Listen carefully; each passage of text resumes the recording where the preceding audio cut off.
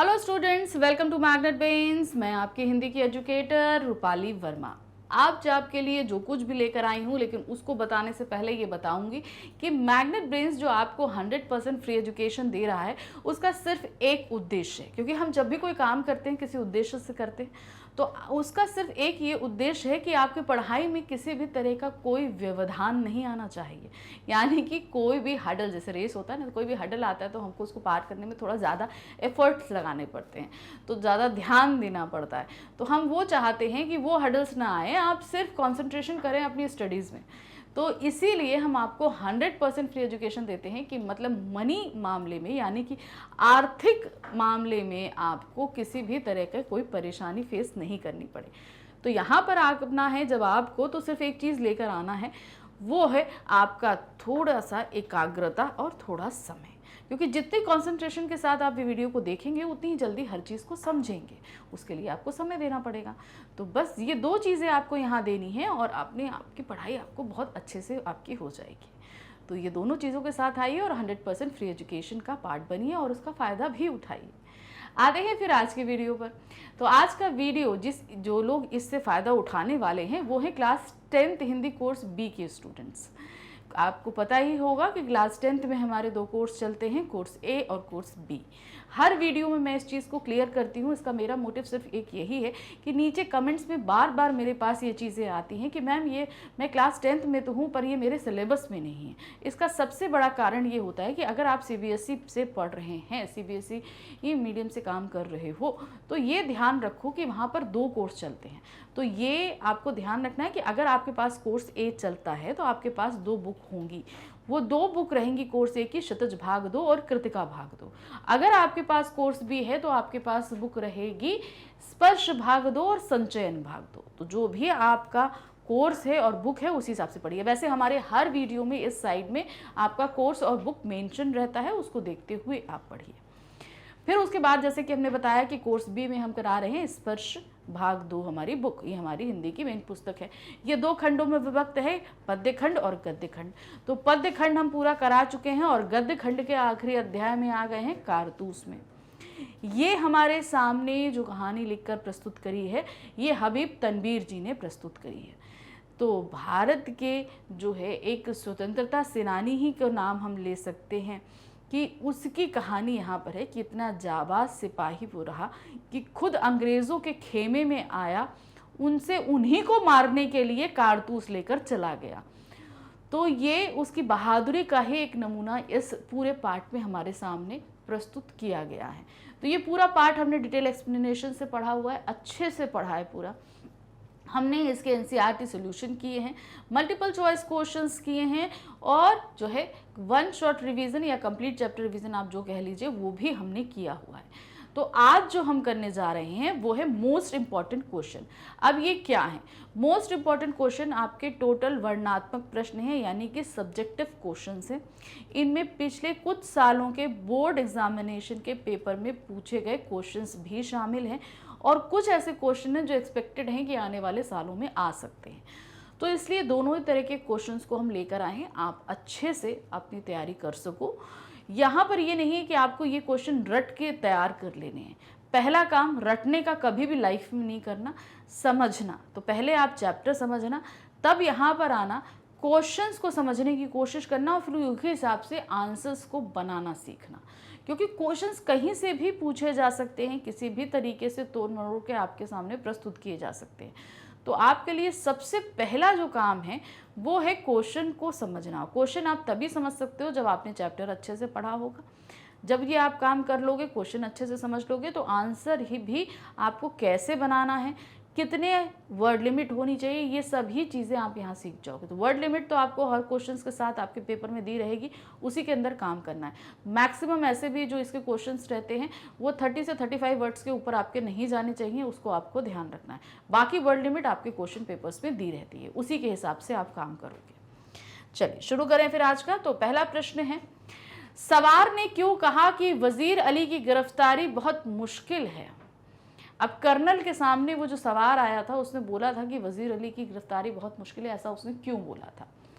सवार स्वयं वजीर अली था, यानी कि भाई वही जिस जाबाज की बात हम कर रहे हैं वो वजीर अली तो आया था घुड़सवार बन के कारतूस लेने के लिए, तो वो खुद ही वजीर अली था। उसने कर्नल के सामने आकर अपने साहस का परिचय दिया। एक तो उतना बहादुर था कि जिसको पकड़ने के लिए पूरा अंग्रेजी खेमा वहां जंगल में इतने दिनों से डेरा डाले बैठा था, वो खुद उनके खेमे में आ रहा है। ये उसके साहस का ही तो परिचय है कि निडर होके वो चला आया।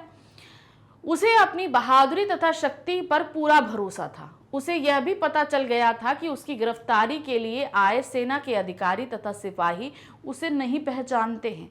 इस कारण सवार ने वजीर अली की गिरफ्तारी को मुश्किल बताया। कारण क्या था कि भाई वजीर अली को तुम पकड़ने के लिए यहाँ पर आए हो, पर वो कैसा दिखता है तुम यही नहीं जानते हो, तो कैसे उसको पकड़ोगे? तुम्हारे सामने तो कोई भी आ जाए कि मैं वजीर अली, तो तुम उसको पकड़ के लेके चल दोगे। तो इसीलिए उसने ये बोला कि उसको पकड़ना मुश्किल है, क्योंकि उसको जब आप बाई फेस नहीं जानते, मान लीजिए हम किसी से मिलने जा रहे हैं, कुछ जा रहे हैं, या कोई अपराधी है उसको पकड़ना है, अगर उसको हम बाई फेस नहीं जानते तो उसके लिए तो चकमा देना बहुत आसान हो जाता है। इसीलिए तो वजीर अली ने चकमा देकर उनके खेमे में आया और अपने आप को एक घुड़सवार बताया और कहा कि उसको हम वजीर अली को मारने के लिए कारतूस मांग रहे हैं, आप हमें दे दीजिए। तो उसको कारतूस दे देते हैं अंग्रेजी कर्नल जो होते हैं। तो इसलिए वो अंग्रेजी शासक को बेवकूफ़ बनाने में जो है सफल हो सका। मेन कारण यही था मुश्किल की, क्योंकि उसके फेस को कोई पहचानता नहीं था। प्रश्न संख्या 2 है, कर्नल को वजीर अली के अफसाने सुनकर रॉबिन हुड के कारनामे क्यों याद आए? अब रॉबिन हुड क्या करता था? अमीरों को लूटता था और गरीबों में मार देता था। तो वजीर अली भी कुछ ऐसा ही करता था, वो अंग्रेजों को लूटता था और गरीबों में उस चीज को बांट देता था उनको, तो इसीलिए आया। तो देखिए क्या है, कर्नल ने वजीर अली के साहस की गाथाएं सुन रखी थी, उसकी बहादुरी और जाबाजी के किस्से सुन रखे थे कि वो कितना बहादुर है, ये बात भी उसने सुन रखी थी। वह रॉबिन हुड की तरह मजदूरों का हमदर्द था, यानी कि जितने भी मजबूर थे उन सभी की मदद वो किया करता था। अंग्रेजी सत्ता को समाप्त कर वह स्वतंत्र अवध रियासत की पुनर्स्थापना करना चाहता था। वो क्या चाहता था? अवध से पूरी तरीके से अंग्रेजी शासन को हटा दिया जाए और उसकी शासन कायम हो, वो यही चाहता था।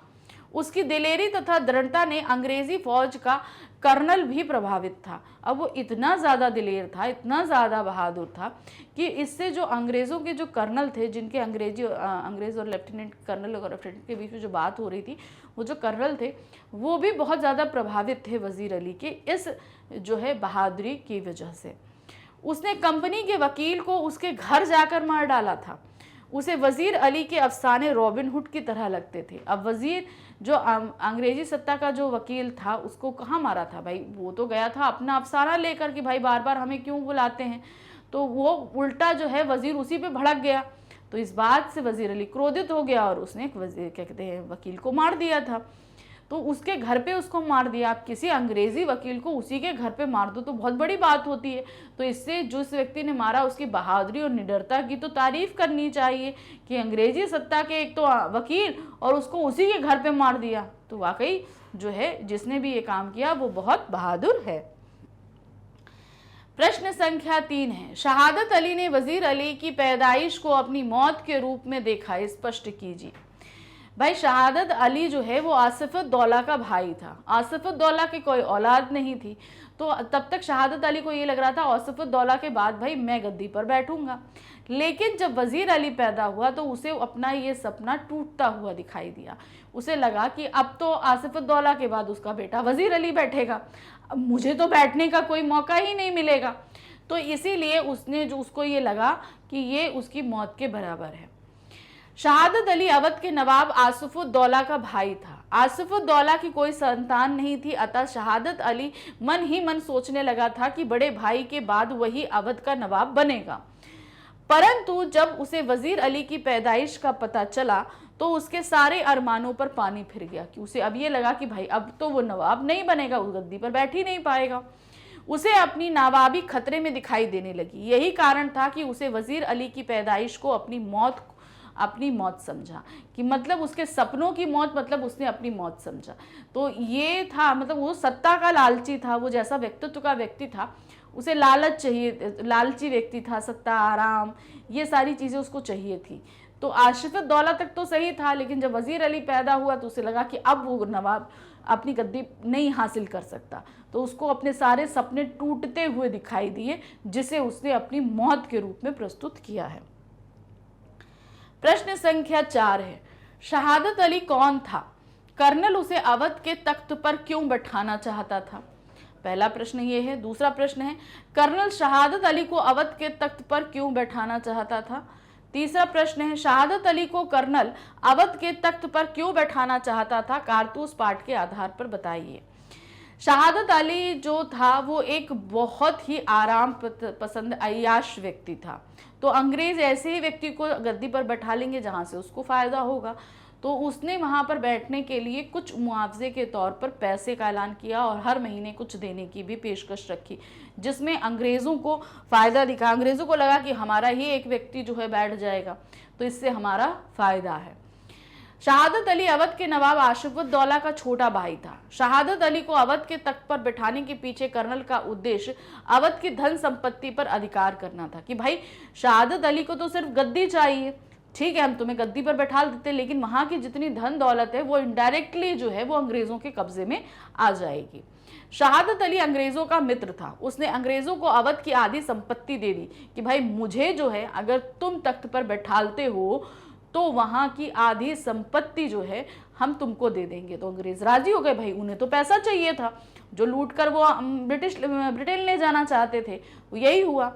10 लाख रुपए नगद दे दिए तथा रंग रलियां मनाने के सारे सामान उपलब्ध करा दिए। अब उनको क्या कि अंग्रेजों को आधी संपत्ति दे दी और 10 लाख रुपए भी एक्स्ट्रा और दे दिए, और यहाँ पर वो है गद्दी पर बैठकर रंग रलियां मनाने लगा। तो वो तो यही चाहता था, तो उसको मिल गया। प्रश्न संख्या 5 है, सवार के जाने के बाद कर्नल क्यों हक्का बक्का रह गया? अब सवार वहां पर आया, उसने कहा कि वजीर अली को मारने के लिए कारतूस चाहिए, तो कर्नल ने जो है उसको कारतूस दे दिया। अब जब वो वापस जाने लगा तो उसने बता दिया ये कि मैं ही वजीर अली, ये चीज बता दिया, जाते जाते उसने ये चीज बता दी। अब ये सुनकर कर्नल हक्का बक्का रह गया कि अंग्रेज जिसको यहाँ मारने के लिए बैठे थे वो खुद व्यक्ति यहाँ चलकर आया, हमसे कारतूस लिया और लेकर चला गया। तो ये चीज जो है कर्नल ने सोची नहीं थी हो सकती है, और वो घट गई थी, इसीलिए वो हक्का बक्का रह गया था। कर्नल अपने सिपाहियों के साथ वजीर अली को गिरफ्तार करने के लिए जंगल में पड़ाव डाले हुए था। उस पड़ाव में रात्रि को एक सवार आया। उसने कर्नल से एकांत में वार्ता करने की बात की। उसने बोला कि भाई हम कर्नल से मिलना चाहते हैं, लेकिन अकेले में। सवार ने कर्नल को बताया कि उसे वजीर अली को गिरफ्तार करने के लिए कुछ कारतूस चाहिए। सवार ने बोला कि मैं गिरफ्तार करना चाहता हूं, तो मेरे पास कारतूस खत्म हो गई, मुझे कुछ कारतूस चाहिए। कर्नल ने सवार को 10 कारतूस प्रदान किए। जब कर्नल ने सवार से उसका नाम पूछा तो सवार ने अपना नाम वजीर अली बताया। वजीर अली की हिम्मत एवं अपने सामने खड़ी मौत देखकर कर्नल हक्का बक्का रह गया। अब यहां पर जिस व्यक्ति को पकड़ने के लिए वो वहां बैठे थे वही व्यक्ति आया, तो उसका साहस था। अब वजीर अली चाहता तो उस समय कर्नल को मार सकता था, क्योंकि वो तो अंग्रेजों का कट्टर दुश्मन था, वो मार देता। तो वो अपने सामने खड़ी अपनी मौत यानी कि वजीर अली को देखकर कर्नल पूरी तरीके से हक्का बक्का रह गया कि इस व्यक्ति के साहस और बहादुरी के क्या कहने, जिसको पकड़ने के लिए हम यहाँ बैठे हुए हैं, वो यहाँ आया, हमसे कारतूस लिया और हमारे खिलाफ इन कारतूसों को यूज करेगा वो। तो इसलिए कर्नल हमारे हक्का बक्का रह गए थे। प्रश्न संख्या 6 है, वजीर अली ने कंपनी के वकील का कत्ल क्यों किया? अब क्या कारण था कि उसके घर में जाके उसी का कत्ल कर दिया? वजीर अली कंपनी के वकील के पास गया जो बनारस में रहता था। ठीक है, कहाँ रहता था? बनारस में। जगह का नाम समझते हुए चलिएगा। उसने वकील से शिकायत की कि गवर्नर जनरल उसे बार बार कलकत्ता में क्यों तलब करते हैं। अब क्या था, उसे तख्त से उतार दिया गया था और कहाँ अवध की बजाय अब उसे कलकत्ता जो है उसे बनारस भेज दिया गया। अब बनारस में था वो, अब बार बार जो है जो क्या कहते हैं गवर्नर जनरल हैं वो उसे कलकत्ता बुलाते थे, यहाँ आके मिलिए, यहाँ आके मिलिए। एक तो वजीर अली पहले ही अंग्रेजों को नहीं पसंद करता था, ऊपर बार बार उसको पसंद नहीं करता था, ऊपर उसे तख्त पे नहीं उसे उतार दिया और उसके बाद बार बार उसे कलकत्ता बुलाते। अब उस समय ये थोड़ी ना ट्रेन पकड़ के चले जाओ, भाई उसके बार तो भाई घोड़ों से जाओ, हाथी से जाओ, पालकी से, रथ से, ऐसे जाया जाता था पहले। तो ये भाई रास्ता भी बड़ा मुश्किल लंबा होता था और बार बार बुलाए, तो इससे जो है वजीर अली परेशान था। तो यही शिकायत वो बनारस में वकील के पास लेकर गया कि मुझे बार बार वहां क्यों तलब करते हैं। वकील ने वजीर अली की शिकायत पर गौर नहीं किया, बल्कि उसे ही भला बुरा सुना दिया। अगर वो शिकायत लेकर गया था तो सुनना चाहिए था, मगर वकील ने सुना नहीं, उल्टा उसे ही भला बुरा कहने लगे। इससे वजीर अली के स्वाभिमान को आघात हुआ। एक तो पहले ही वो अपने आप को अपमानित महसूस कर रहा था, ऊपर से इतना सब, तो उसको बहुत इस चीज के लिए क्रोध भी आ गया। साथ ही वजीर अली अंग्रेजों एवं उनके किसी भी मददगार या सहायक से घृणा करता था। इस कारण उसने वजीर अली का कत्ल कर दिया। एक तो पहले से वो उसके घृणा करता था, ऊपर से भाई उसकी बात नहीं सुन रहे, मान नहीं रहे, तो उसने इस क्रोध में आकर वजीर अली ने जो है उस वकील का कत्ल कर दिया था। प्रश्न संख्या 7 है, कारतूस पाठ के आधार पर सोधारण सिद्ध कीजिए कि वजीर अली एक जाबाज सिपाही था। अब इसकी जाबाजी तो सबसे बड़ी बात ये हो जाती है कि भाई अंग्रेजों के खेमे में खुद ही आ गया था वो, है ना। एक तो सबसे बड़ा उदाहरण यही है उसका। वजीर अली अवध का नवाब था, उसे अपदस्थ कर अंग्रेजों ने अपने समर्थक शहादत अली को अवध का नवाब बनाया। अपदस्थ कर का मतलब होता है कि उसे पद से हटाकर शहादत अली को पद पर बैठा दिया था। वैसे तो बेसिकली क्या है, आसिफुद्दौला के बाद उसके बेटे वजीर अली को बैठना चाहिए, और वो लॉजिकली बैठा भी, लेकिन मात्र 6 महीने वो गद्दी पर बैठा, और उस 6 महीने में उसने जो है अवध से लगभग अंग्रेजों को के राज को खत्म कर दिया। इस बात से अंग्रेज घबरा गए, तो उन्हें लगा कि अगर वजीर अली रहा तो क्या करेगा, वो पूरी तरीके से अंग्रेजों को तबाह कर देगा। तो उसने अंग्रेजों ने क्या किया, उस वजीर अली को गद्दी से हटाया और शहादत अली को बैठा दिया। वजीर अली ने कंपनी के वकील की हत्या के बाद विद्रोह प्रारंभ कर दिया। अब जब उसको हटा दिया तो उसे बनारस ला दिया, बनारस में रहा, बनारस में बार बार उसे जो है कलकत्ता बुलाया जाता, तो इस बात से वो बहुत त्रस्त था, और उसको भाई खर्च के लिए पैसे भी कम दिए जाते थे, निगरानी में रखा जाता था, पाबंदियों में रखा जाता था, तो वो इस चीज से बड़ा परेशान हो गया था। तो इस बात की जो है शिकायत लेकर जब वकील के पास गया तो वकील ने उसकी नहीं सुनी, तो उसने जो है वहीं उसके घर पे उस वकील की हत्या कर दी। अब इसके बाद उसने तुरंत जो है विद्रोह कर दिया। अब वो अंग्रेजों की कोई सुनने वाला नहीं। उसने अपनी शक्ति को बढ़ाने तथा अंग्रेजों को भारत से खदेड़ने का कार्यक्रम बनाया। अब उसने ये चीज विद्रोह खुल के कर दिया कि अब मैं किसी भी तरीके से अंग्रेजों को यहां से निकाल के ही दम लूंगा। वजीर अली साहसी तथा दृढ़ प्रतिज्ञ व्यक्ति था। उसने अंग्रेजी खेमे में प्रवेश कर कर्नल पर अपना रौब डालकर उसे अपनी बहादुरी से स्वयं परिचित करा दिया। इससे स्पष्ट होता है कि वजीर अली वाकई एक जाबाज सिपाही था। तो किस तरीके से पहला बहादुरी का उसने क्या हुआ, वकील के घर पे वकील को मारना, फिर दूसरा काम कि अंग्रेजों के खेमे में आकर अपने बहादुरी का परिचय देना, अपना नाम बताना और उन्हीं को मारने के लिए उन्हीं की कारतूस लेकर चले जाना। तो ये सभी वाक्य जो हैं उसकी बहादुरी को प्रदर्शित करते हैं। प्रश्न संख्या 8 है, मुट्ठी भर आदमी और ये दमखम। अब ये बात किसके लिए था भाई, वजीर अली अवध को अंग्रेजी प्रभुत्व से मुक्त कराना चाहता था, यानी कि अवध से पूरी तरीके से अंग्रेजी शासन को हटा देना चाहता था।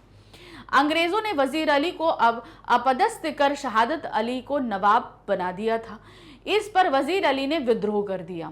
तुरंत ही जैसे उसको हटाया उसके बाद उसने विद्रोह कर दिया था। बनारस में कंपनी के वकील की हत्या करने के बाद गोरखपुर के जंगलों पर जा छिपा। बनारस में उसने वकील का हत्या की थी और उसके बाद वो कुछ लोगों को लेकर कहां चला गया था, गोरखपुर के जंगलों में छिप गया था। वहां उसके 2-4 विश्वसनीय आदमी भी उसके साथ थे, ज्यादा नहीं थे, बहुत कम लोग थे। इन मुट्ठी भर लोगों की सहायता से वजीर अली ने पूरी ब्रिटिश फौज को परेशान कर रखा था। मुट्ठी भर लोग थे, यानी खुद वजीर अली और मुश्किल से 3-4 लोग और इतने लोग जो गोरखपुर जंगल में छिपे हुए थे, उन लोगों ने इतना नाक में दम कर दिया था, इतना लोग उनका खजाना लूटना, उनके लोगों को नुकसान पहुंचाना, उनकी प्रॉपर्टी को नुकसान पहुंचाना कि अंग्रेज परेशान हो गए थे। उसे पकड़ना इतना मुश्किल था कि कंपनी की फौज के सिपाही भी तंग आ गए थे। मतलब तभी तो देखो कितने दिन से वो जंगल में खेमा डाले बैठे थे मगर उसको पकड़ नहीं पाए, वो खुद ही चलकर आ गया था। तो इस तरीके से वो मुट्ठी भर लोग जो है अंग्रेजों के नाक में दम कर रखा था उन्होंने। फौज का कर्नल वजीर अली के साहस और दृढ़ता से अत्यधिक प्रभावित था। उसे वजीर अली की बहादुरी को निकट से देखा था। ऐसी स्थिति में वह उसके दमखम की प्रशंसा किए बिना नहीं रह सका। एकांकी कारतूस में प्रस्तुत पंक्ति कर्नल के संवाद का ही हिस्सा है। तो मतलब कर्नल भी इस चीज से परिचित था कि एक तो उसके पहले कारनामों से परिचित था और फिर साक्षात रूप में वो जब कारतूस लेने आया तो उसके साहस से और परिचित हो गया। तो इसी बात पर कर्नल ने ये चीज बोली थी कि मुट्ठी भर लोग और ये दमखम, अर्थात जरा से लोगों ने इतना नाक में दम कर रखा है, इतना परेशान कर रखा है। अर्थात एक तरीके से इनडायरेक्टली वो उनके साहस की तारीफ कर रहा था। प्रश्न संख्या 9 है, गर्द तो ऐसे उड़ रही है जैसे कि पूरा एक काफिला चला आ रहा हो, मगर मुझे तो एक ही सवार नजर आता है। अब क्या है, कर्नल और लेफ्टिनेंट आपस में वजीर अली को लेकर बात कर रहे होते हैं। इतने में दूर से धूल उड़ती हुई दिखाई देती है। वो दूर से धूल उड़ती हुई कौन था? वो वजीर अली आ रहा था। तो धूल इतनी ज्यादा उड़ रही थी कि सिपाही वहां बोलता है कि लगता है कि पूरा का पूरा एक काफिला चला आ रहा है, इतनी सारी धूल है। लेकिन जब ध्यान से देखा तो सिर्फ एक सवार आ रहा था। यानी कि इससे कहने का मतलब ये था कि उसकी रफ्तार इतनी तेज थी कि इतना तेज धूल उड़ रही थी। तो देखिए क्या है, वजीर अली एक तूफान की भांति बहुत ही साहसी एवं शक्तिशाली सिपाही था। जब वह घोड़े पर सवार होकर अकेला चला आ रहा था तो उसके घोड़ों के टापों से उठने वाली धूल इतनी अधिक थी कि ऐसा लग रहा था मानो सैनिकों का एक काफिला आ रहा हो। एक तो वो साहसी और शक्तिशाली व्यक्ति था ही, और उसके घोड़े की रफ्तार या तीव्रता, क्योंकि ये चीज क्या होती है, अंदर साहस से बनती है। उसके अंदर इतना साहस था कि जब वो आ रहा था तो इतनी सारी धूल उड़ रही थी तो जैसे लग रहा था कि पूरा का पूरा एक काफिला चलकर आ रहा हो। लेकिन वो एक्चुअल में तो वो अकेला ही आ रहा था।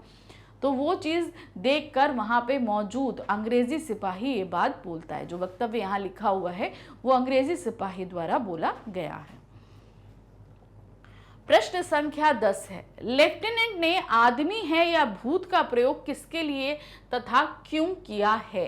ये बात किसके लिए कही गई है? वजीर अली के लिए कहा, क्योंकि वो जंगलों से निकलता, हमला करता और फिर उन जंगलों में गायब हो जाता, पता ही नहीं चलता कि कहाँ था। तो इसीलिए उसको बोला गया कि वो आदमी है या भूत है। लेफ्टिनेंट ने आदमी है या भूत का प्रयोग वजीर अली के लिए किया है क्योंकि वह अंग्रेजों की आंख में धूल झोंकते हुए कभी भी उनके हाथ नहीं लगता था। यानी कि वो निकलता जंगल से करता और कभी भी वो पकड़ ही नहीं पाते थे।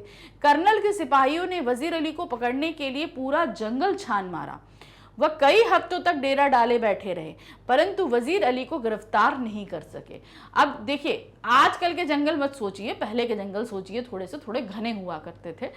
तो वैसे जंगल थे। अब कहने को तो मुट्ठी भर लोग थे, मुश्किल से 5-7 लोग। अब वो क्या जंगल के अंदर थे वजीर अली के साथ में। अब ये लोग क्या निकलते थे, हमला करते थे और फिर जाके जंगल में छिप जाते थे।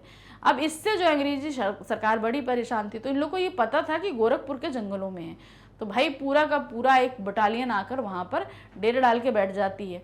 हफ्तों तक पड़े रहते हैं, सर्च ऑपरेशन चलता है कि भाई पूरा जंगल छाना जाए और यहाँ से इन सबको पकड़ के ले जाया जाए। पूरा जंगल मत छान मारा लेकिन ये सब कहीं मिले ही नहीं। तो ये चीज वो बताते हैं कि एकदम वो आदमी है या भूत की हम तो सब तरफ ढूंढ रहे हैं, हमें कहीं मिलता ही नहीं है। प्रश्न संख्या 11 है, कर्नल ने वजीर अली की किस कामयाबी का वर्णन किया है? वो क्या था, वो कौन सी कामयाबी थी? जिस 5 से 6 महीने वो तख्त पर बैठा उस दौरान जो है उसने अवध से लगभग अंग्रेजों का शासन प्रभुत्व खत्म कर दिया था, उसकी बात की थी। देखिए क्या कर्नल ने बताया, वजीर अली ने लगभग 5 महीने ही अवध पर राज्य पर शासन किया। अवध राज्य पर उसने सिर्फ 5 महीने शासन किया। आसिफउद्दौला के बाद वो सिर्फ 5 महीने बैठा था गद्दी पर। इन 5 महीने के भीतर ही उसने अपनी बहादुरी, अपनी वीरता के बल पर अवध के दरबार को अंग्रेजी प्रभाव से मुक्त करा देने में लगभग कामयाबी हासिल कर ली थी।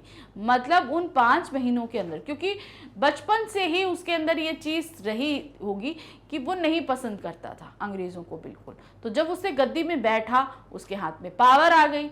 जब वो पावर आई तो उसने वो पूरे पावर को अंग्रेजों के दमन में लगा दिया। और एक तरीके से एक समय ऐसा था कि अवध के पूरे राज्य से जो है अंग्रेजों का सफाया लगभग उसने कर दिया था। तो इस बात से अंग्रेजी सरकार डर गई थी कि अगर इसको हमने कुछ और टाइम तक बैठे रहने दिया तो ये पूरे अवध से क्या, पूरे भारत से हमारा सफाया कर सकता है, इसीलिए इसको यहाँ से हटाना जरूरी है। इसीलिए उसको हटाकर और वहां पर शहादत अली को बैठाया गया था। प्रश्न संख्या 12 है, शहादत अली और कर्नल के बीच कैसे संबंध थे? अब शहादत अली और कर्नल, शहादत अली एक अय्याश पसंद आदमी था, ठीक है, उसके अंदर बुराइयों का खजाना था, वो गद्दी की लालसा में था और इसी कारण वो कर्नल का भी अच्छा मित्र था, क्योंकि भाई अंग्रेज भी बिना मतलब के मित्रता नहीं रखते, उन्हें चाहिए थे अवध पे कब्जा, इसलिए वो शहादत अली के मित्र बने थे।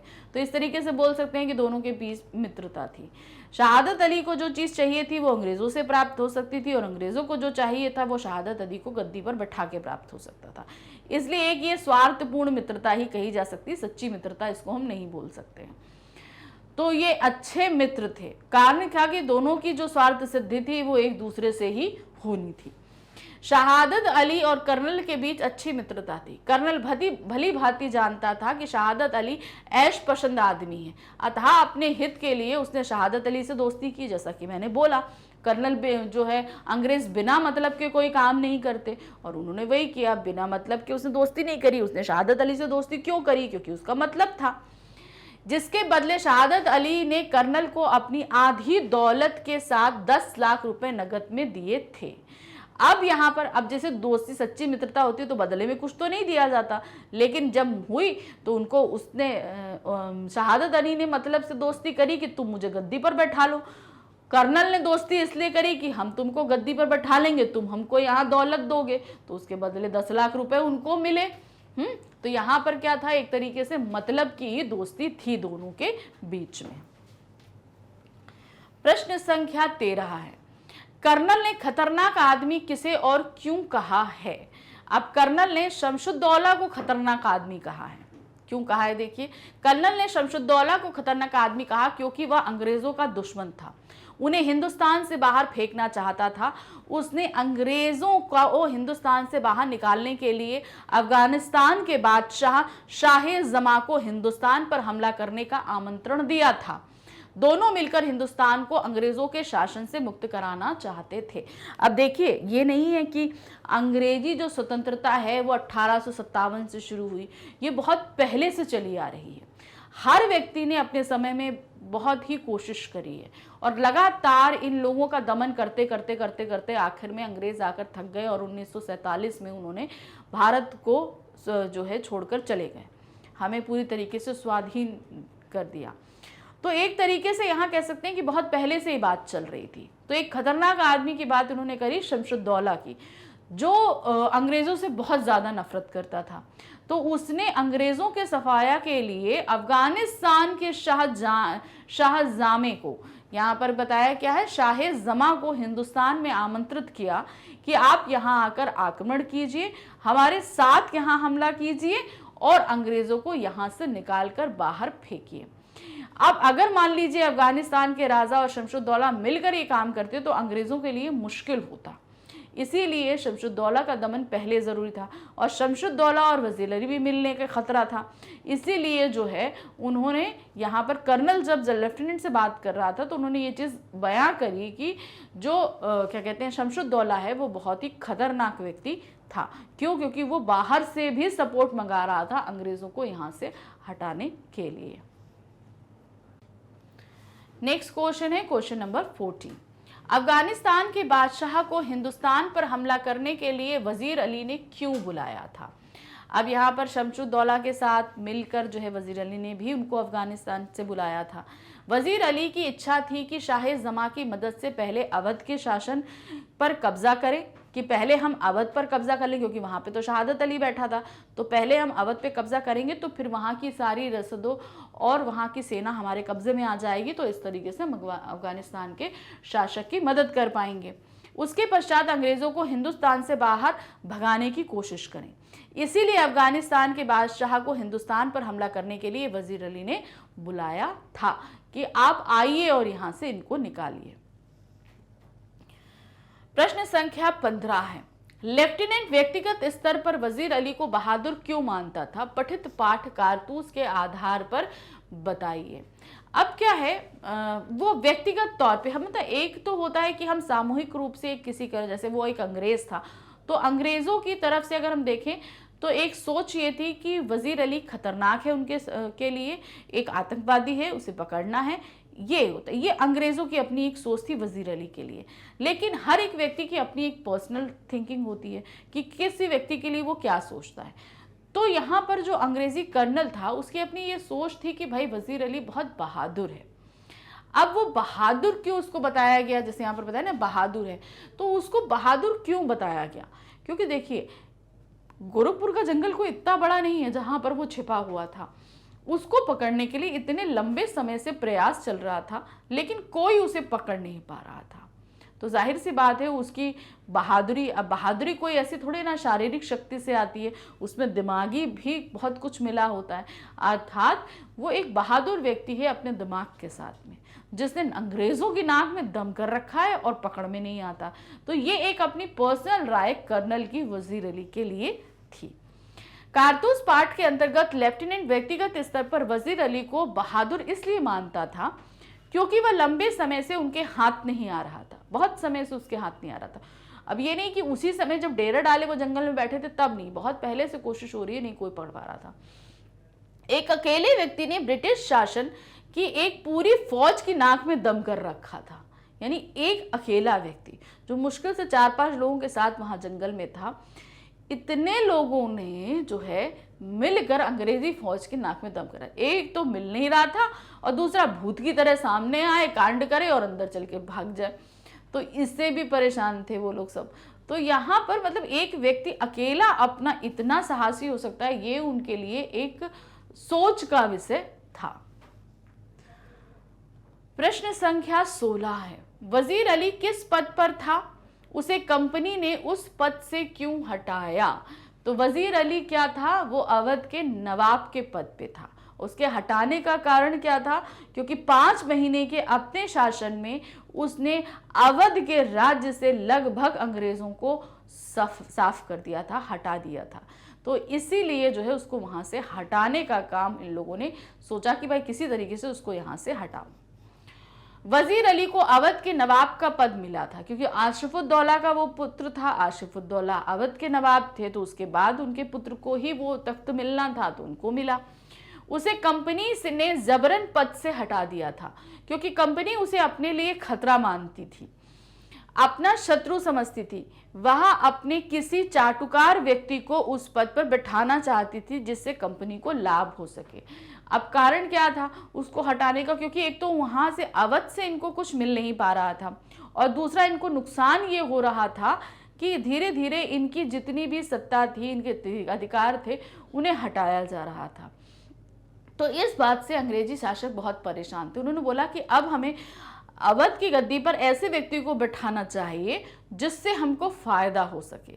इसीलिए उन्होंने वहां से इसको हटाया, वजीर अली को जबरन पद से हटाया और उसकी जगह शहादत अली को, यानी कि वजीर अली के चाचा और आसिफुद्दौला के भाई को उस गद्दी पर बैठा दिया था, जो एक अय्याश किस्म का आदमी था, जिसे सिर्फ अब गद्दी का मोह था और सारी जितनी बुरी प्रवृत्तियां थी सभी उसके अंदर था। इसीलिए उसकी इस व्यक्तित्व को देखते हुए अंग्रेजों ने वहां बैठाया कि भाई ऐसे व्यक्ति को बैठा लो जिससे हमें फायदा हो। तो यहाँ पर शहादत अली जो है वो चाहता था कि उसे अवध का तख्त मिले, तो इसलिए वो बैठा दिया गया और अंग्रेजों को लगा कि भाई अगर हम इसको बैठा लेंगे तो उसके बदले हमें बहुत भाई अवध पे कब्जा भी मिलेगा और वहां से बहुत सारा धन भी प्राप्त होगा। प्रश्न संख्या 17 है, कारतूस पाठ के आधार पर लिखिए कि जंगल में दूर से आते अनजान सैनिक को देखकर कर्नल और लेफ्टिनेंट ने क्या अनुमान लगाया। अब भाई दूर से जो सैनिक आ रहा था तो इतनी धूल उड़ रही थी, उन्हें लगा कि कोई एक नहीं पूरा एक काफिला चल के आ रहा है। उन्हें ये पहले समझ में नहीं आया था। जब वो थोड़ा सा पास में आया तब उन्हें लगा कि एक सिंपल एक सवार है। तो देखिए क्या है, कारतूस पाठ के अनुसार जंगल में दूर से आते अनजान सैनिक को देखकर कर्नल और लेफ्टिनेंट ने अनुमान लगाया कि वजीर अली को जानने वाला कोई सैनिक होगा जो हमसे मिलकर उसे गिरफ्तार करवाना चाहता है। तो पहले जब शुरू में उन्होंने देखा तो क्योंकि धूल उड़ने के अंदाजे से लगाया कि कोई काफिला आ रहा है, लेकिन जब वो पास आया तो देखा कि भाई एक सवार है, तो उनको ये लगा कि ज़रूर ये कोई ऐसा सिपाही होगा जो वज़ीर अली को पहचानता है, क्योंकि यहाँ पर काफिले में मतलब जितने भी लोग यहाँ डेरा डाले बैठे थे अंग्रेज़ के, वो इनमें से एक भी ऐसा व्यक्ति नहीं था जो वज़ीर अली को बाय फेस जानता हो। भाई अगर आप उसको पकड़ने आए हो तो बाय फेस जानना चाहिए, लेकिन बाय फेस तो कोई नहीं जानता था। तो उनको फिर ये लगा कि शायद ये कोई ऐसा सैनिक है जो बाय फेस उसको जानता है और यहाँ पर आ रहा है हमारी हेल्प करने के लिए, जिससे हम वजीर अली को पकड़ सकेंगे। प्रश्न संख्या 18 है, प्रस्तुत एकांकी से हमें क्या शिक्षा मिलती है। अब ये जो एकांकी हमारे सामने प्रस्तुत करी गई है, इससे हमें क्या शिक्षा मिल रही है। एकांकी का मतलब तो आप लोग समझ गए होंगे ना, जो किसी उपन्यास का अंश है और हमारे सामने रखा गया है और जिसमें नाटक एक खेला जा सकता है, ठीक है ना। तो ये एक एकांकी से हमें क्या मिल रहा है कि आप अपनी जो भी गलत है उसके विरुद्ध हमेशा आवाज़ उठाइए, ठीक है। तो देखिए क्या है, प्रस्तुत एकांकी से हमें अन्याय के विरुद्ध आवाज़ उठाने की शिक्षा मिलती है। जो कोई भी आपके साथ गलत कर रहा है या आप कहीं गलत होता देख रहे हैं तो हमेशा उसका विरोध कीजिए, कभी भी चुपचाप सहन करने की कोशिश मत करिए। वजीर अली का चरित्र हिम्मत और बहादुरी से लड़ने की प्रेरणा देता है। अब वजीर अली जो है यहाँ पर जो चरित्र के रूप में हमारे सामने जो व्यक्ति मौजूद है, वो दिखाता है कि वो बहुत ही बहादुर व्यक्ति है। किसी भी परिस्थिति में, भाई उस समय अंग्रेजी सत्ता एकदम प्रबल सत्ता थी, उस व्यक्ति ने जहाँ एक तरीके से अवध से उनको सफाया किया, वहीं दूसरी तरफ उन बाद में वहाँ उनसे विद्रोह करके उनकी नाक में दम भी किया, जबकि वो अकेला था, उसके पास 4-5 लोग थे। तो यहाँ पर ये चीज़ हमें देखकर समझ में आती है कि भाई बहादुरी और हिम्मत रखना ज़रूरी था, और जिस व्यक्ति ने ऐसा किया उसके अंदर तो बहुत है। जिस प्रकार वजीर अली अपने दुश्मन शहादत अली तथा अंग्रेजों से बदला लेने की अकेले ही हिम्मत जुटा रहा था, ये नहीं था कि उसके साथ में बहुत सारे लोग हैं तो उन्होंने हिम्मत बटे, वो अकेले ही हिम्मत करके सारे काम कर रहा था। उसी प्रकार हमें भी साहस पूर्वक अत्याचारी का सामना करना चाहिए। तो यहाँ पर क्या है, हमको उतने ही साहस के साथ जो है का सामना करना चाहिए। ये सारे हमको संदेश मतलब एक संदेश मिलता है कि हमें ये सारी चीज़ें करनी चाहिए। कहीं पे भी कुछ गलत हो तो उसका आप विरोध करिए, और कोई भी काम है तो अपने बूते पे करिए। 4 लोगों के कंधे पे सवार होने की ज़रूरत नहीं है कि ये हमारे साथ होगा तो ही हम कर पाएंगे। भाई अकेले हिम्मत जुटाइए, कोई काम क्यों नहीं आप अकेले कर सकते हैं, कोशिश करिए। प्रश्न संख्या 19 है, कारतूस एकांकी के आधार पर सोधारण स्पष्ट कीजिए कि शहादत अली जैसे लोगों ने सदैव देश का अहित ही किया है।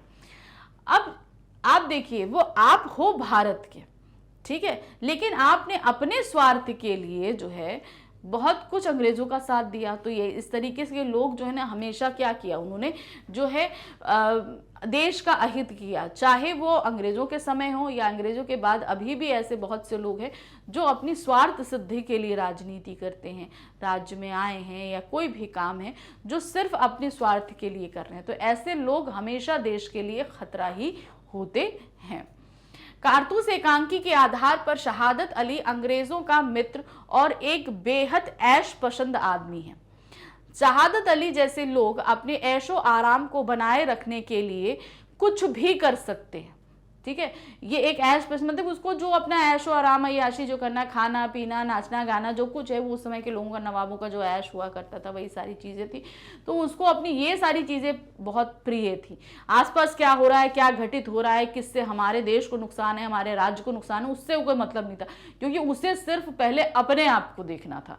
तो वो स्वार्थी व्यक्ति था, तो इसलिए खाली पहले अपने ऐश को देखना उसने के लिए कुछ भी कर सकता था। जैसे शहादत अली ने किया, उसने क्या किया, जैसे ऐसे व्यक्ति करते कुछ भी कर सकते हैं, तो उसने क्या किया, अपना पूरी सत्ता अंग्रेजों के हाथ में दे दी।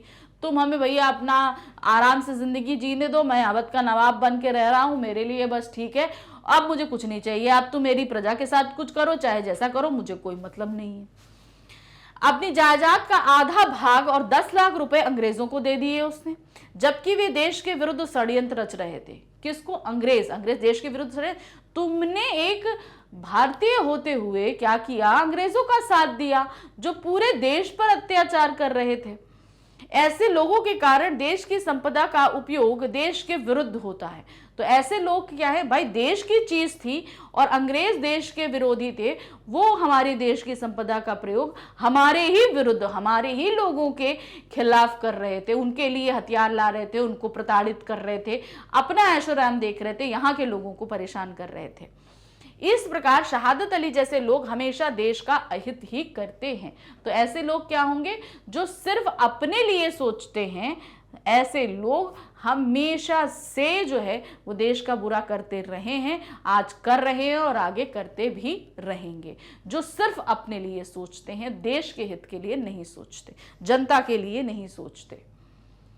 प्रश्न संख्या 20 है, कारतूस पाठ के आधार पर स्पष्ट कीजिए कि जाबाज वजीर अली के जीवन का लक्ष्य अंग्रेजों को देश से बाहर करना था।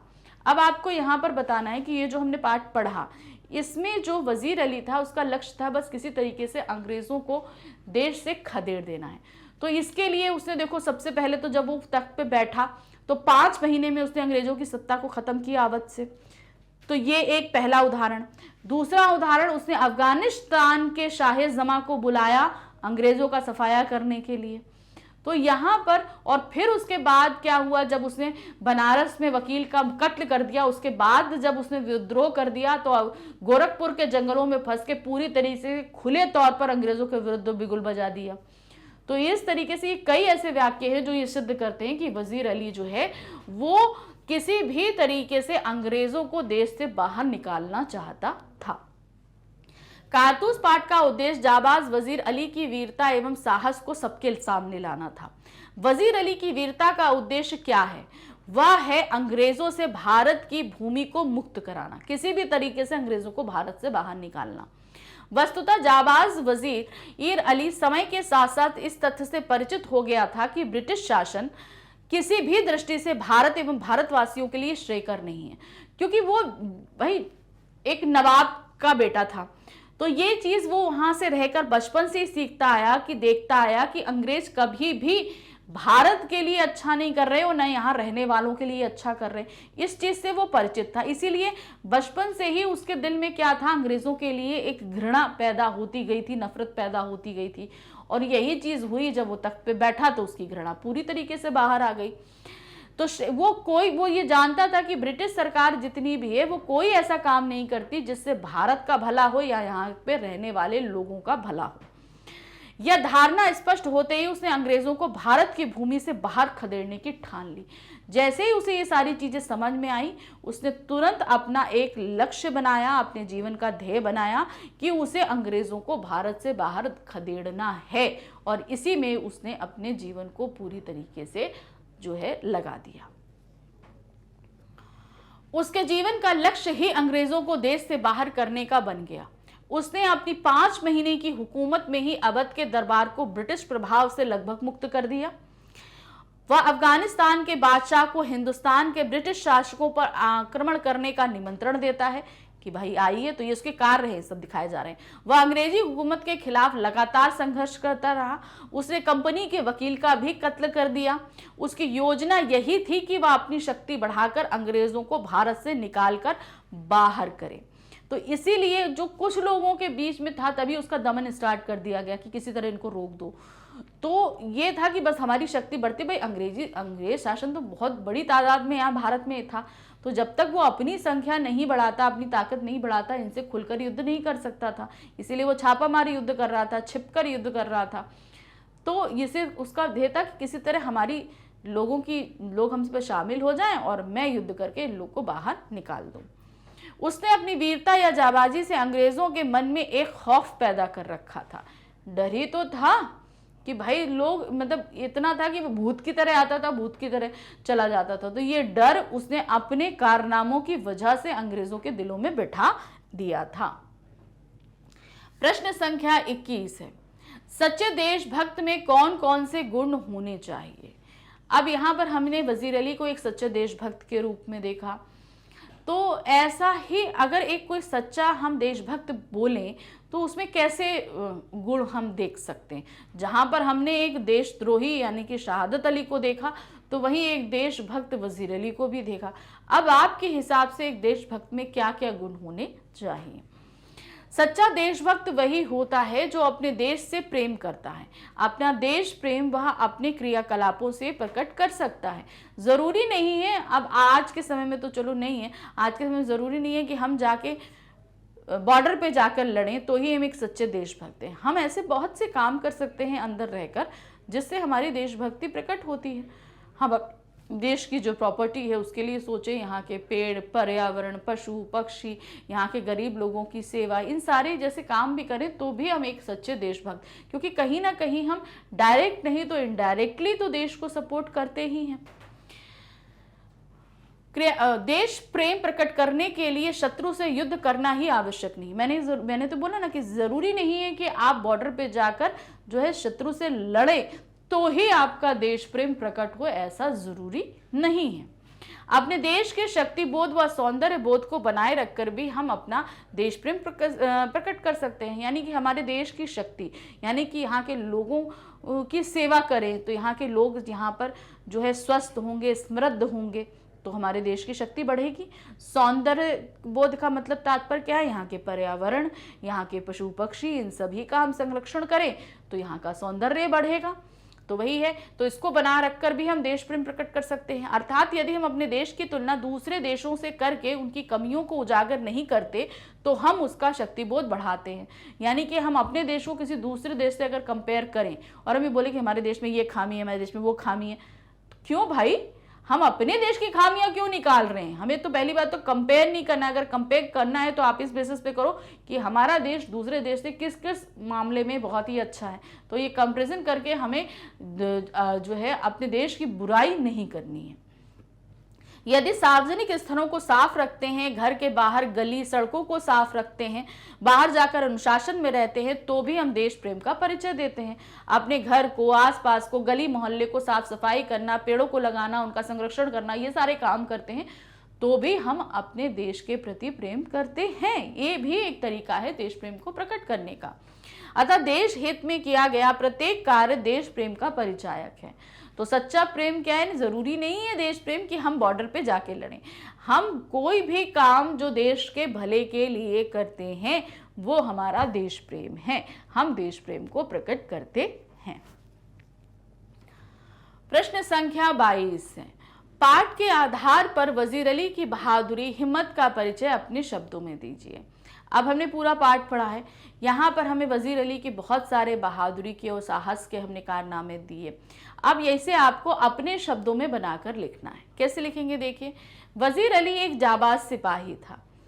इसका अनुमान उसके कारनामों से लगता है। ऐसे बहुत से कारनामे, जैसे कंपनी के वकील का कत्ल करना, जो है नवाब अवध से अंग्रेज़ों का सफाया करना, फिर विद्रोह करना, जंगल में आना और किस तरीके से इन सब की नाक में दम करना, अकेले कर अंग्रेज़ों के खेमे में आना, उनसे कारतूस लेना, अपना परिचय देकर कारतूस लेके जाना, ये उसके साहस के ही कारनामे हैं। उसने अपनी बहादुरी का लोहा दुश्मनों से भी मनवाया, क्योंकि भाई कर्नल लेफ्टिनेंट भी मानते थे कि भाई वो बहुत बहादुर है। ऐसी एक घटना इस प्रकार है, एक बार वजीर अली को गिरफ्तार करने के लिए कर्नल कालिंज और एक लेफ्टिनेंट ने फौज के साथ जंगल में डेरा डाल रखा था। बहुत प्रयास करने के बाद भी वे उसे नहीं पकड़ पा रहे थे। तभी घोड़े पर सवार एक व्यक्ति डेरे में आया और कर्नल से एकांत में मिलने की इच्छा व्यक्त करी कि भाई हम अकेले में कर्नल से मिलना चाहते हैं। कर्नल ने लेफ्टिनेंट व सिपाही को डेरे से बाहर भेज दिया और सवार के आने का कारण पूछा कि भाई तुम यहाँ पर क्यों आए हो। सवार ने कहा कि वह वजीर अली को पकड़ना चाहता है, इसके लिए उसे 10 कारतूस चाहिए। पहले होती ना उसमें, तो पहले तो आजकल तो पिस्टल्स होती हैं बहुत तरह के, लेकिन पहले वो 2 नाली वाली चलती थी और उसमें एक एक कारतूस फिट किया जाता था, तो वो वाली कारतूस उसको चाहिए थी। सवार ने कहा वजीर अली को पकड़ना चाहता है, इसके लिए 10 कारतूस चाहिए। कर्नल ने उसे अपना मददगार समझकर कारतूस दे दिए कि ठीक है भाई, मेरा मददगार है, मैं जिसको पकड़ने के लिए यहाँ बैठा हूँ वो भी पकड़ना चाहता है, तो ठीक है भैया लो 10 कारतूस दे दिए उसने। चलते चलते कर्नल ने सवार से उसका नाम पूछा। जब वो जाने लगा कारतूस लेके, भैया तुम बताओ तुम्हारा नाम क्या है? तो उसने कहा वजीर अली। यह सुनकर कर्नल हक्का बक्का रह गया और कुछ ना कर सका। यानी कि उसके जिसको वो पकड़ने के लिए इतने दिनों से यहाँ हफ्तों से डेरा डाले बैठा है, वो व्यक्ति खुद चलकर खेमे में आया, उससे कारतूस लिया, अपना परिचय दिया। देखो झूठ नहीं बोला, चाहता तो झूठ बोल के कोई भी नाम बोल के निकल जाता, लेकिन उसने सही नाम बताया कि हाँ भाई मैं वजीर अली हूँ। ये बात उसने बोली और फिर वो चला गया। उसको रोकने के लिए भी कर्नल कुछ नहीं कर पाया, क्योंकि वो खुद अचंभित रह गया था और उसके हाथ पांव फूल गए थे कि वो क्या करे। तो इसलिए वो ये पूरा वाकया यहाँ पर वजीर अली के साहस को दर्शाता है कि दुश्मन के खेमे में आना, उसी से उसके हथियार लेना और वापस चले जाना अपना नाम बता के, और बाद में वो हथियार उसी के खिलाफ इस्तेमाल करना। तो ये क्या है, उसकी बहादुरी का परिचय है। प्रश्न संख्या 23 है, आत्मविश्वास सफलता प्राप्ति का मूल मंत्र है, पाठ के आधार पर बताइए। वजीर अली जो है वो आत्मबल के आधार पर ही इतनी बड़ी अंग्रेजी फौज से लड़ रहा था।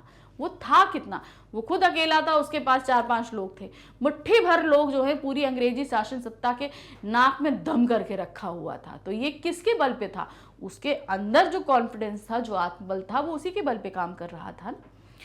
आत्मविश्वास वह गुण है जो बड़ी से बड़ी चुनौती का सामना करने में हमारी सबसे अधिक मदद करता है। हमारे अंदर कॉन्फिडेंस है कि अगर हाँ ये काम हम कर सकते हैं, तो आप कोई भी काम हो आप बहुत ही अच्छे से कर सकते हैं। उसके लिए फिर आपको कोई भी चीज़ रोक नहीं सकती। मैंने अपने आप पहले अंदर ये मजबूती करना कि ये काम हमें करना है। आत्मविश्वास के बल पर ही हम सामने वाले के मनोबल को कम कर सकते हैं। अगर हमारे अंदर कॉन्फिडेंस है तो हम सामने वाले के मनोबल को भी झुका सकते हैं अपने दिमाग के खेल पर। यह गुण हमें कभी भी निराशा के भंवर में नहीं फंसने देता। कभी कभी यह बड़े बड़े चक्रव्यूह से निकालने में भी सहायता करता है। आप जितनी बड़ी मुसीबत में फंसे हो, यह आत्मबल ही आपको वहां से निकाल कर बाहर ले आएगा। वजीर अली का आत्मविश्वास ही उसे कर्नल के खेमे में अकेले जाने की हिम्मत देता है और कारतूस लेकर अपना नाम बताकर लौटने में भी मददगार साबित होता है। ये उसके अंदर का कॉन्फिडेंस ही था कि वो उस कॉन्फिडेंस के बल पर जो है दुश्मन के खेमे में घुस गया, वहां से कारतूस ली और अपना नाम बताकर निकल भी आया। तो ये किसका था, ये उसके अंदर कॉन्फिडेंस था, आत्मबल था वजीर अली के अंदर। अतः जीवन में सफलता प्राप्ति के लिए आत्मविश्वास को बनाए रखना अत्यधिक आवश्यक है। अगर ये आप चाहते हैं कि आप हर क्षेत्र में आगे बढ़ें, आपको कोई चीज़ डराए नहीं, तो ज़रूरी है कि अपने अंदर के कॉन्फिडेंस को बनाए रखिए, विश्वास करिए। अब ये कॉन्फिडेंस आता कैसे, सबसे पहले आपको अपने ऊपर विश्वास करना है कि हाँ ये काम मैं कर सकता हूँ। जब आप ये अपने ऊपर विश्वास करने लगोगे, अपने हाथ पे, अपने काम के तरीके पे विश्वास करने लगोगे, तो फिर वो कॉन्फिडेंस आपके अंदर अपने आप आ जाएगा। लेकिन ये कॉन्फिडेंस सही तरीके से होना चाहिए। गलत चीज़ों के लिए करने के लिए आपके अंदर कॉन्फिडेंस रहेगा तो फिर वो आपको हमेशा एक गलत रास्ते पे ही लेके जाएगा। कॉन्फिडेंस रखिए, लेकिन अच्छे और सही कामों के लिए रखिए।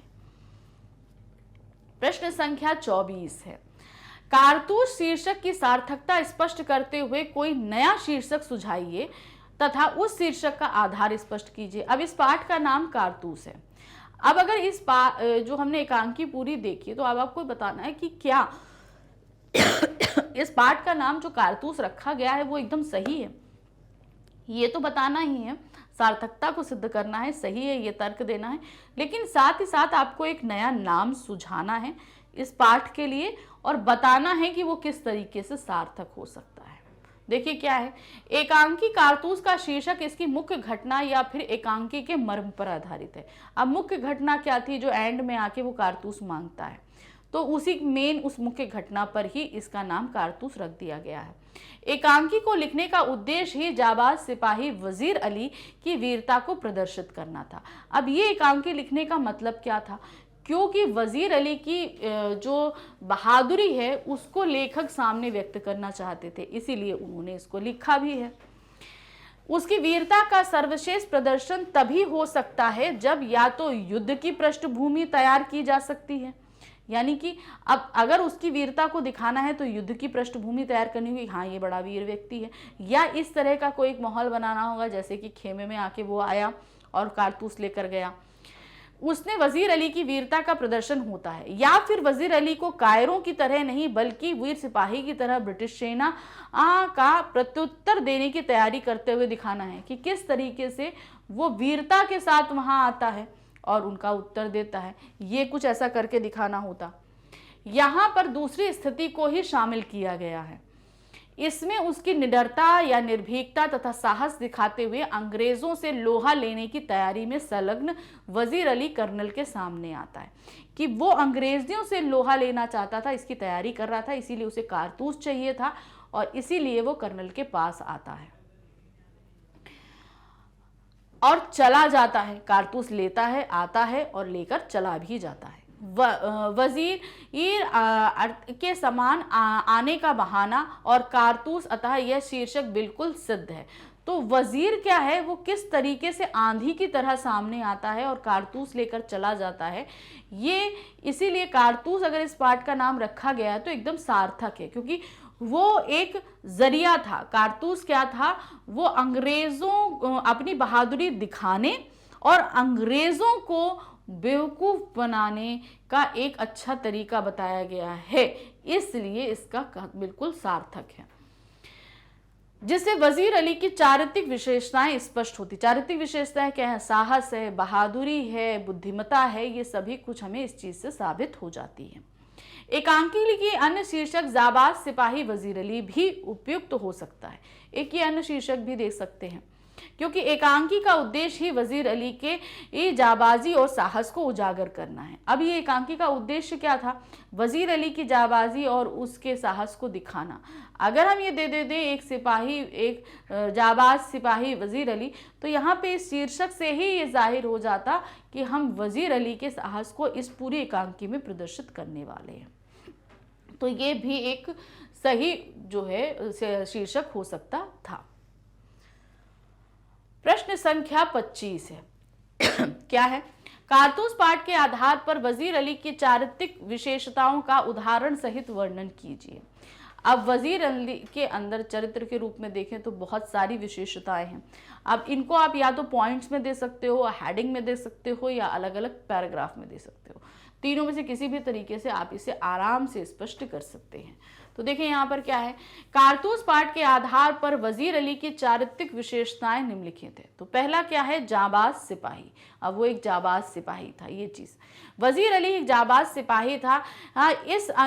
इसका अनुमान उसके कारनामों से लग जाता है। यानी कि ये चीज कैसे पता चलती है, उसके जो कारनामे हमने अभी तक देखे उनसे सारे हमें पता चलता है। चाहे वो कंपनी के वकील का कत्ल हो, चाहे अवध से अंग्रेजों का सफाया हो, चाहे अफगानिस्तान के शाहजमा को बुलाना हो, चाहे विद्रोह करके जंगल में, गोरखपुर के जंगलों में छप कर अंग्रेजों की नाक में दम करना हो, ये सारे काम उसके कारनामे इससे पता चलते हैं। और अंत में तो उसका जो है खेमे में आना और क्या कहते हैं, अंग्रेजों से ही कारतूस ले जाना, ये सभी कुछ उसकी जाबाजी को प्रदर्शित करता है। उसने कर्नल और लेफ्टिनेंट के फौजी के खेमे में पहुंचकर अपनी जाबाजी का परिचय दिया। तो किस तरीके से इसने ये परिचय दिया, ये सभी कुछ, तो इसके एक जाबाज सिपाही होने के बहुत सारे उदाहरण हमें इस पूरे पाठ में मिलते हैं। फिर है आत्मविश्वासी, यानी कि उसके अंदर कॉन्फिडेंस था। वजीर अली में आत्मविश्वास कूट कूट कर भरा है। उसका आत्मविश्वास ही उसे कर्नल के खेमे में अकेले जाने की हिम्मत देता है और कारतूस लेकर अपना नाम बताकर लौटने में मददगार सिद्ध होता है। अब उसके अंदर ये कॉन्फिडेंस ही था कि मैं जाऊंगा अंग्रेजों के खेमे में, कारतूस लूंगा, अपना नाम बताऊंगा और वापस चला आऊंगा। तो सबसे पहले उसके अंदर अगर ये कॉन्फिडेंस नहीं होता तो शायद ये काम करने की वो सोच भी नहीं पाता। उसने तो ये काम यहाँ कर दिया, इसीलिए हम कह सकते हैं वो एक आत्मविश्वासी व्यक्ति था। फिर है वीर योद्धा। वजीर अली एक वीर योद्धा था। उसकी वीरता को प्रदर्शित करने की कहानी का उद्देश्य भी यही है। उसने अपनी वीरता से अंग्रेजों के मन में भय पैदा कर दिया था। इस पूरी कहानी को यहाँ व्यक्त करने का उद्देश्य ही यही था कि वजीर अली की जाबाजी को व्यक्त किया जाए। अब क्या था, इसमें हमने देखा कि उसके जो कारनामे थे, जो कुछ था, उसकी वजह से अंग्रेजों के अंदर भय पैदा हो गया था। अभी भय का पहला नमूना क्या था, जब वो 5 महीने के लिए गद्दी पर बैठा तो उसने अवध से अंग्रेजों का सफाया किया था। उनको सबसे पहले डर कहाँ बैठा, अंग्रेजों को, कि अगर ये ज्यादा दिन तक और बैठा तो अंग्रेजों को पूरी तरीके से खत्म कर देगा, सबसे पहले इसको हटाओ। पहला भय वहां प्रदर्शित हुआ। फिर दूसरा भय, जब वो गोरखपुर के जंगलों में छिप गया तो अब उनको ये लगता कि कब निकल के आएगा, वो हम पे हमला कर देगा, इतने दिनों से तुम उसको पकड़ने के लिए बैठे हैं, हम पकड़ ही नहीं पा रहे हैं। दूसरा डर उनके पास ये, तो मतलब एक तरीके से वो सभी उसके कारनामों की वजह से डरे हुए थे। तो वो एक वीर योद्धा था। एक योद्धा यही होता है कि हम जिसकी वजह से उसके दुश्मन में भी डर बैठ जाए तो समझो कि मतलब वो बहुत बड़ा योद्धा है। नेक्स्ट है निर्भीक तथा साहसी, यानी कि वो किसी से डरता नहीं था और बहुत हिम्मत वाला था। वजीर अली की निर्भीकता, निडरता तथा साहस के गुण भी विद्यमान हैं। उसकी निर्भीकता का परिचायक वह क्षण है जब बिना डरे कर्नल के खेमे में पहुंचकर वह कारतूस ले लेता है। अब देखिए, हम अगर किसी दुश्मन के यहाँ जाएं तो हमारे अंदर डर रहेगा ना, लेकिन वो देखो दुश्मन के खेमे में गया, उसके अंदर डर था, एकदम वो बिल्कुल डरा हुआ नहीं था, उसके अंदर साहस थी, हिम्मत था, तभी वो वहां गया और जो है बिना डरे उनसे जो है कारतूस लेकर नाम बताकर चला भी आया। तो ये उसकी निडरता का ही परिचय था और उसके साहस का परिचय था। फिर है सच्चा देशभक्त। अब सच्चा देशभक्त था तो वो हर कीमत से, तभी तो अंग्रेजों को सफाया कर देना चाहता था, भारत से निकाल देना चाहता था, क्योंकि वो देख रहा था कि ये अंग्रेज जो हैं वो कहीं पे भी भारत के लिए अच्छा नहीं कर रहे और ना ही भारतवासियों के लिए अच्छा कर रहे हैं। ये चीज़ वो समझ चुका था, इसीलिए वो हर हाल में भारत को अंग्रेजों से मुक्त कराना चाहता था। ये एक सच्चा देशभक्त था। वजीर अली एक सच्चा देशभक्त है। अंग्रेजी सत्ता को समाप्त कर वह स्वतंत्र अवध रियासत की पुनर्स्थापना करना चाहता था। वह इस तथ्य से परिचित हो गया था कि ब्रिटिश यानी अंग्रेजी अर्थात ब्रिटिश सरकार किसी भी दृष्टि से भारत तथा भारतवासियों के लिए श्रेयकर नहीं है या लाभप्रद नहीं है। मतलब उनको ना ही कुछ सहायता दे रही है और ना आगे चलकर सहायता देगी, ऐसा कुछ लग रहा है। अतः उसने अपने जीवन का लक्ष्य ही अंग्रेजों को देर से बाहर निकालने का बना लिया। वो कहते हैं ना, हमें अपना एक लक्ष्य निर्धारित करना है। तो वजीर अली ने अपने जीवन का लक्ष्य ये बना लिया था कि मुझे किसी भी तरीके से अंग्रेजों को इस देश से बाहर खदेड़ना है। अवध को ब्रिटिश प्रभाव से मुक्त कर लिया था, इसीलिए उसने क्या किया, अवध को एक तरीके से ब्रिटिश प्रभाव से मुक्त भी कर दिया था। इस प्रकार कह सकते हैं कि वजीर अली के चरित्र में जाबाज सिपाही, वीर योद्धा, निर्भीक व साहसी, आत्मविश्वासी तथा सच्चे भक्त जैसे गुण विद्यमान थे। तो ये सारे गुण यहाँ पर हमने दिए। देखिए, अगर आपसे ऐसा कोई क्वेश्चन पूछा जाए तो इतना बड़ा क्वेश्चन नहीं लिखे, आंसर मत दीजिएगा। ये एक चीज़ ध्यान रखिएगा, इसको हमने अलग अलग हेडिंग्स में दिया है, तो आप इसे अलग अलग पॉइंट्स में लिख देना, ठीक है। Number 1 point, number 2 point, number 3 point, तो इस तरीके से बना देना, तो ज़्यादा वर्ड लिमिट्स में बढ़ेंगे नहीं और ज़्यादा डिटेल में देने की ज़रूरत नहीं है।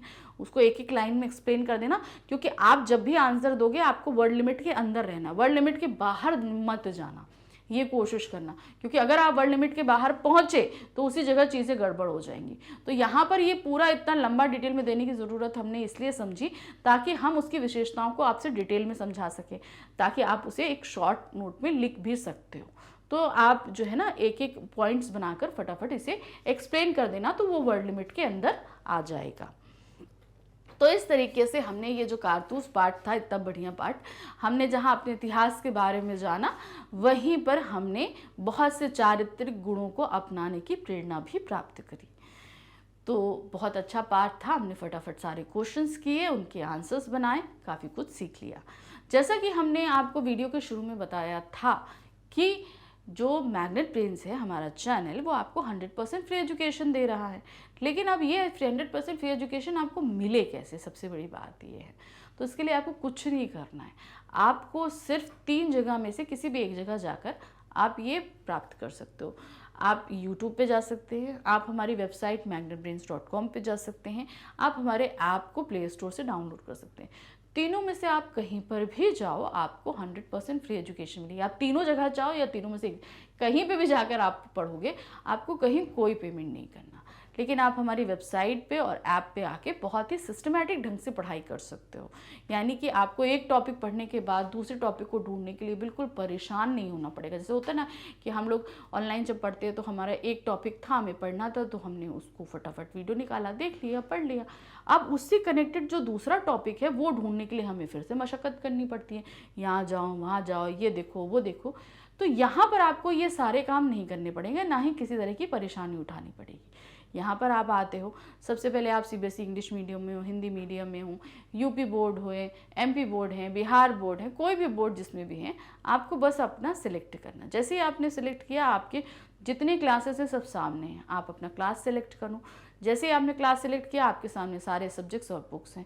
आपको बुक सेलेक्ट करनी है, बुक सेलेक्ट कर ली, बुक सेलेक्ट कर दी, आपके सामने सारे चैप्टर्स हैं, ठीक है ना। जैसे बुक में भी हमारे होते सारे चैप्टर्स होते हैं, वैसे ही सारे चैप्टर्स हमारे सामने हैं। अब हमें करना क्या है, जो भी हमको चैप्टर पढ़ना है तो सबसे पहले हम वो चैप्टर बुक में खोलते हैं ना, उसी तरह यहाँ पे भी बुक में आप खोल लो, क्लिक करो, ठीक है। बुक में तो हमें पेज पलटने पड़ते हैं, यहाँ तो आपको सिर्फ एक क्लिक करना है। क्लिक किया। अब एक बुक में जितने भी टॉपिक होते हैं चैप्टर में, आप एक एक करके पढ़ते हो।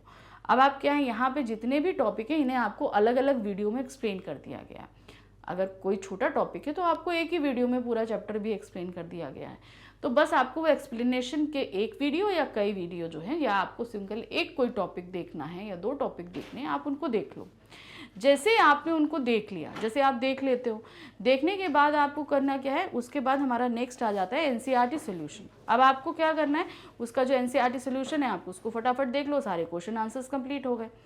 फिर उसके बाद हमें जो है वो मल्टीपल चॉइस क्वेश्चन है, ऑब्जेक्टिव क्वेश्चन आपके हो गए रेडी, कंप्लीट। फिर उसके बाद आपका सब्जेक्टिव क्वेश्चन के लिए आप मोस्ट इंपॉर्टेंट क्वेश्चंस देख सकते हैं, वो कंप्लीट हो गया। आपके दोनों पैटर्न आपके क्वेश्चन के कंप्लीट हो गए।